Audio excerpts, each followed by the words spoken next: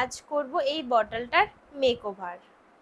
Room spray শেষ হয়ে যাওয়ার পর আমি এটা রেখে দিয়েছিলাম, যদি পরে কিছু করতে পারি, বাট আমি তো রেখে দিয়ে ভুলে গেছিলাম।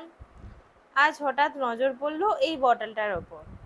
তারপর ভাবলাম বটল আর্ট তো এখন খুব ট্রেন্ডিংয়ে চলছে, তাহলে কি আর, ওটাই করা যাক। আমি এখানে মোল্ডেড ক্লে দিয়ে কিছু লোটাসের শেপ দেওয়ার চেষ্টা করছি। তোমরা মোল্ডেড ক্লের বদলে সুপার ক্লেও ইউজ করতে পারো, বাট বেটার ফিনিশিংয়ের জন্য মোল্ডেড ক্লেই দরকার। জানো তো আমি এখানে একটা ভুল করেছি, সেটা তোমরা কি কেউ ধরতে পারলে? যদি ধরতে পারো এখনই ভিডিওটা পজ করে আমাকে কমেন্টে জানিও।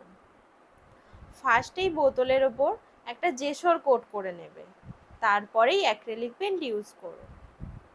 আমি ফার্স্টেই অ্যাক্রিলিক পেন্ট ইউজ করে নিয়েছি, যার জন্য আমার ফিনিশিংটা খুব একটা ভালো আসেনি। এরপর যে লোটাসগুলো বানিয়েছিলাম ওটাকে গ্লুর সাহায্যে বোতলে আটকে দেব। আমি এখানে আরও কিছু ডিটেলিং অ্যাড করেছি। আর লোটাসের যে কালারগুলো ওটা হচ্ছে অ্যাক্রিলিক কালার, তোমরা অবশ্যই অ্যাক্রিলিক কালার ইউজ করো, না হলে অন্য কালার দিলে জিনিসটা খুব একটা ভালো বোঝা যাবে না।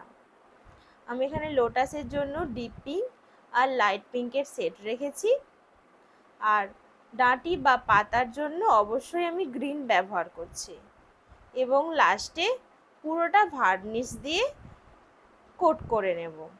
আমি জানি ফিনিশিংটা খুব একটা ভালো আসেনি, বাট যদি তোমাদের ভালো লাগে একটা লাইক করে দিও, আর কেমন লাগলো ভিডিওটা অবশ্যই কমেন্টে জানিও।